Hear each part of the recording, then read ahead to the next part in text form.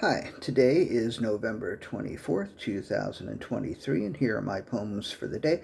The first one is poem number 1878 for the year Asymmetrical Towers. I've been bopping around 79th and Broadway for going on a year and a half, so how is it I never noticed that the church on the northwest corner looks like one of its spires has been chopped off? It's all asymmetrical. One tower is taller than the other. Did they run out of money? Was there some kind of accident? Will they ever fix it? Or do they like it like that? Was it intentional? The Wikipedia page has a photo, and the caption mentions the asymmetrical towers, but does not explain. I don't think I have the energy or the patience to get to the bottom of this today. Poem number 1879, The Myth of the Eternal Return. They were tired of monkeying around, and so they came down and built houses on the ground. For many millennia they were pleased. It was like the time they crawled out of the seas, but then they wanted to return to the trees.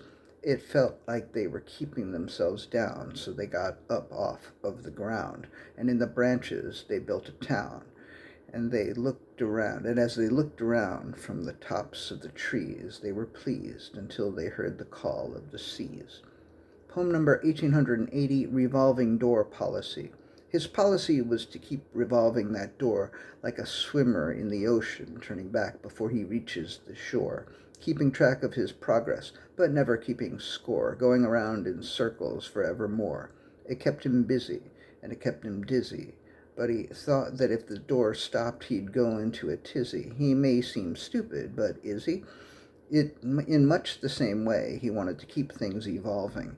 He wanted that door to keep revolving, like the calculus problem he was continually solving, like the quandary he didn't want to give up on ever resolving.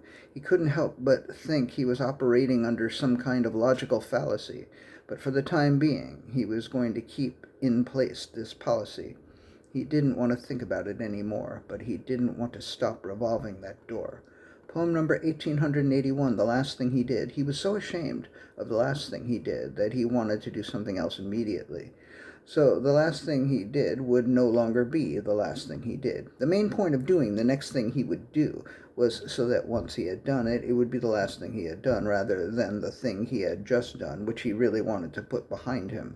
He also hoped that eventually, when he looked back on the things he had done, he wouldn't even remember having done the last thing he did. And the last poem of the day, poem number 1882, Their Dreams.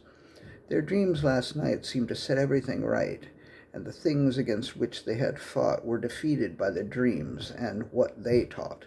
But the memories were hard to keep once they were no longer asleep. There was a journal beside the bed, but the dreams didn't stay inside the head, so they went back to sleep instead. All right, thank you. I appreciate you. Thanks.